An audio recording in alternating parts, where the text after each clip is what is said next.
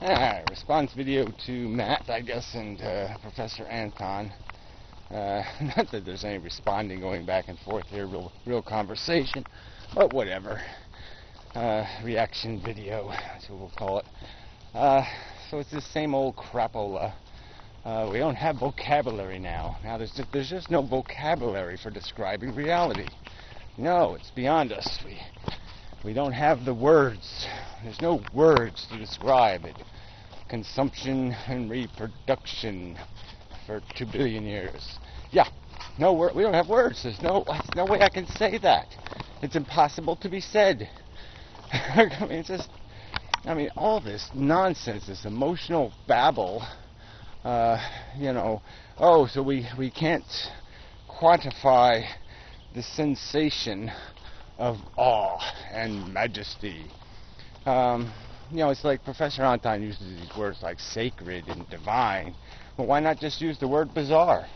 Oh, now all of a sudden, because that's not reverent. That's not reverent to the God jargon, to the mystical, magical. So yeah, this might be a really short video.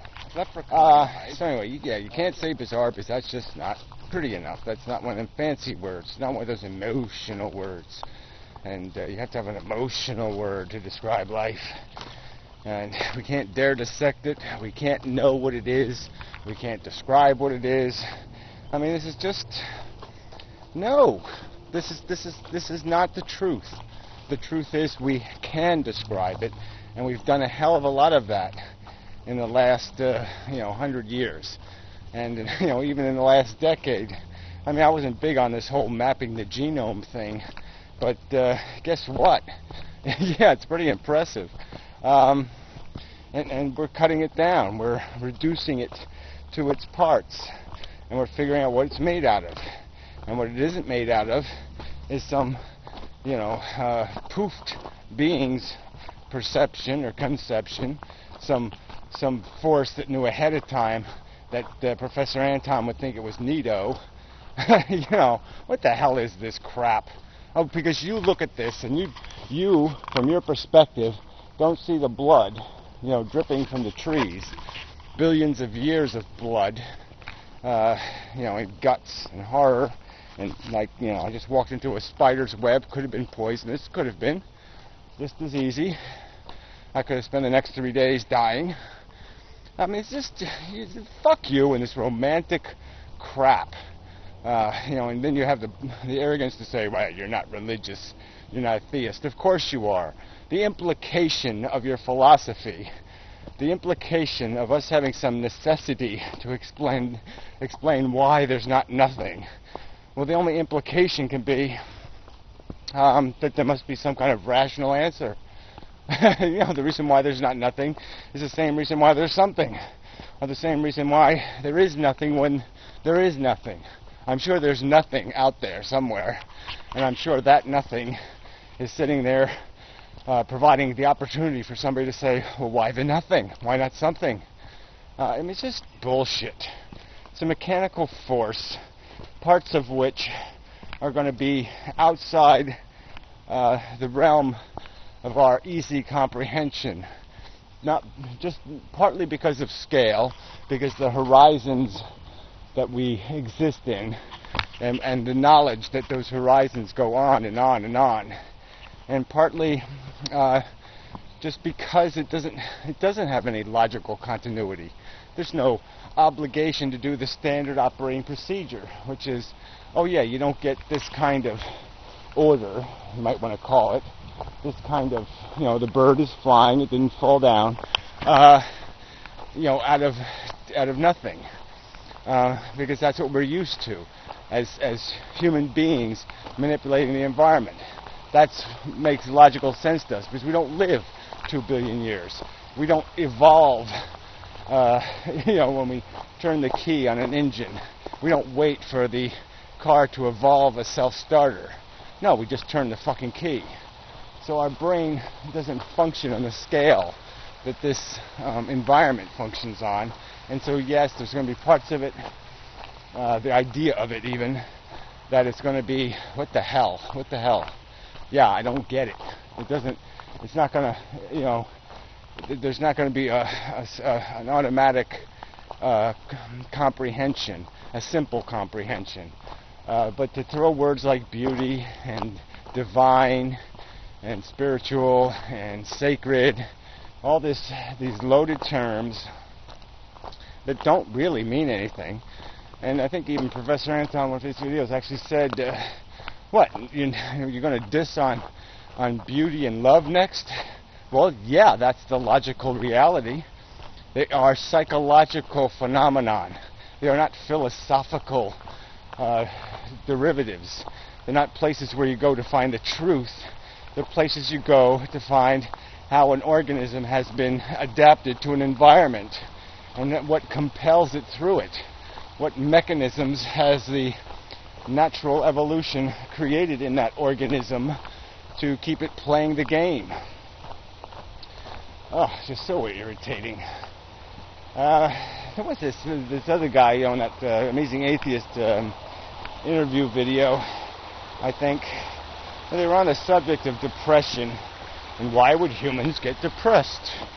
And this idea that the guy wasn't disputing Dawkins' selfish gene, but he sure was playing the same kind of word games around it, as if there's some sort of species gene or group gene, and he uses that symbiotic term for these relationships between organisms that are just mutually parasitical, or even one-way parasitical.